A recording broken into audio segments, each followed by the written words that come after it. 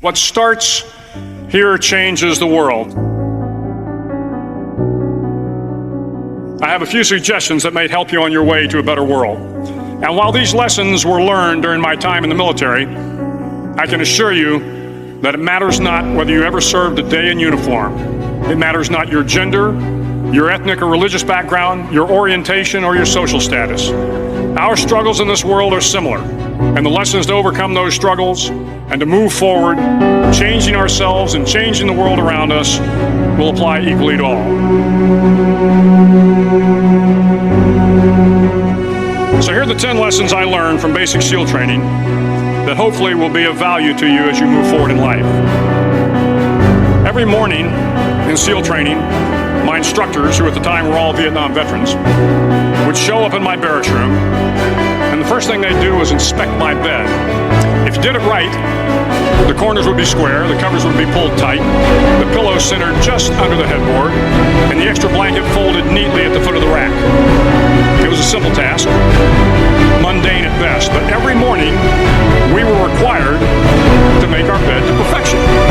It seemed a little ridiculous at the time, particularly in light of the fact that we were aspiring to be real warriors, tough, battle-hardened SEALs.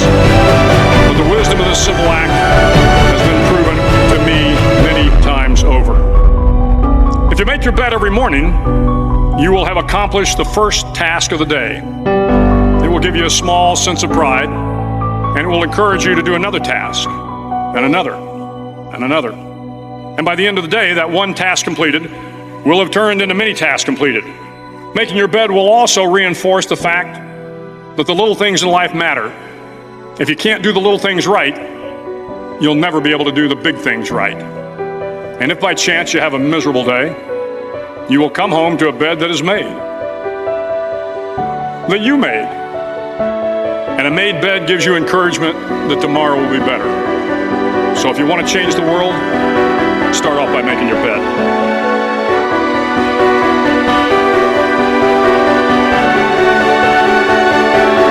During SEAL training, the students are all broken down into boat crews. Each crew is 7 students, 3 on each side of a small rubber boat, and 1 coxswain to help guide the dinghy. Every day your boat crew forms up on the beach and is instructed to get through the surf zone and paddle several miles down the coast. In the winter, the surf off San Diego can get to be 8 to 10 feet high, and it is exceedingly difficult to paddle through the plunging surf unless everyone digs in. Every paddle must be synchronized to the stroke count of the coxswain. Everyone must exert equal effort, or the boat will turn against the wave and be unceremoniously dumped back on the beach. For the boat to make it to its destination, everyone must paddle. You can't change the world alone. You will need some help. And to truly get from your starting point to your destination takes friends, colleagues, the goodwill of strangers, and a strong coxswain to guide you. If you want to change the world, find someone to help you paddle. Over a few weeks of difficult training, my SEAL class, which started with 150 men, was down to just 42. There were now 6 boat crews of 7 men each. I was in the boat with the tall guys, but the best boat crew we had was made up of the little guys, the Munchkin crew we called them. No one was over 5'5". The Munchkin boat crew had 1 American Indian, 1 African American, 1 Polish American, 1 Greek American, 1 Italian American, and 2 tough kids from the Midwest. They out-paddled, outran, and out-swam all the other boat crews. The big men in the other boat crews would always make good-natured fun of the tiny little flippers the Munchkins put on their tiny little feet prior to every swim. But somehow these little guys, from every corner of the nation and the world, always had the last lap, swimming faster than everyone and reaching the shore long before the rest of us. SEAL training was a great equalizer. Nothing mattered but your will to succeed, not your color, not your ethnic background, not your education, not your social status. If you want to change the world, measure a person by the size of their heart, not by the size of their flippers. Several times a week, the instructors would line up the class and do a uniform inspection. It was exceptionally thorough. Your hat had to be perfectly starched, your uniform immaculately pressed, your belt buckle shiny and void of any smudges. But it seemed that no matter how much effort you put into starching your hat or pressing your uniform or polishing your belt buckle, it just wasn't good enough.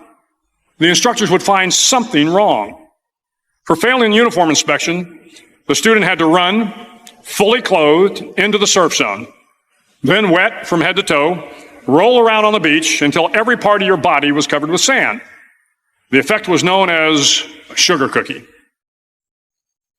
You stayed in the uniform the rest of the day, cold, wet, and sandy. There were many a student who just couldn't accept the fact that all their efforts were in vain, that no matter how hard they tried to get the uniform right, it went unappreciated. Those students didn't make it through training. Those students didn't understand the purpose of the drill. You were never going to succeed. You were never going to have a perfect uniform. The instructors weren't going to allow it. Sometimes, no matter how well you prepare or how well you perform, you still end up as a sugar cookie. It's just the way life is sometimes. If you want to change the world, get over being a sugar cookie and keep moving forward. Every day during training, you were challenged with multiple physical events, long runs, long swims, obstacle courses, hours of calisthenics, something designed to test your mettle. Every event had standards, times you had to meet. If you failed to meet those times, those standards, your name was posted on a list, and at the end of the day, those on the list were invited to a circus. A circus was 2 hours of additional calisthenics, designed to wear you down, to break your spirit, to force you to quit. No one wanted a circus. A circus meant that for that day, you didn't measure up. A circus meant more fatigue, and more fatigue meant that the following day would be more difficult, and more circuses were likely. But at some time during SEAL training, everyone made the circus list. But an interesting thing happened to those who were constantly on the list. Over time, those students who did 2 hours of extra calisthenics got stronger and stronger. The pain of the circuses built inner strength and physical resiliency. Life is filled with circuses. You will fail. You will likely fail often. It will be painful. It will be discouraging. At times, it will test you to your very core. But if you want to change the world, don't be afraid of the circuses. At least twice a week, the trainees were required to run the obstacle course. The obstacle course contained 25 obstacles, including a 10-foot wall, a 30-foot cargo net, a barbed wire crawl, to name a few. But the most challenging obstacle was the slide for life. It had a 3-level, 30-foot tower at one end and a 1-level tower at the other. In between was a 200-foot-long rope. You had to climb the 3-tiered tower, and once at the top, you grabbed the rope, swung underneath the rope, and pulled yourself hand over hand until you got to the other end. The record for the obstacle course had stood for years when my class began in 1977. The record seemed unbeatable until one day a student decided to go down the slide for life head first. Instead of swinging his body underneath the rope and inching his way down, he bravely mounted the top of the rope and thrust himself forward. It was a dangerous move, seemingly foolish and fraught with risk. Failure could mean injury and being dropped from the course. Without hesitation, the student slid down the rope perilously fast. Instead of several minutes, it only took him half that time. And by the end of the course, he had broken the record. If you want to change the world, sometimes you have to slide down the obstacles head first.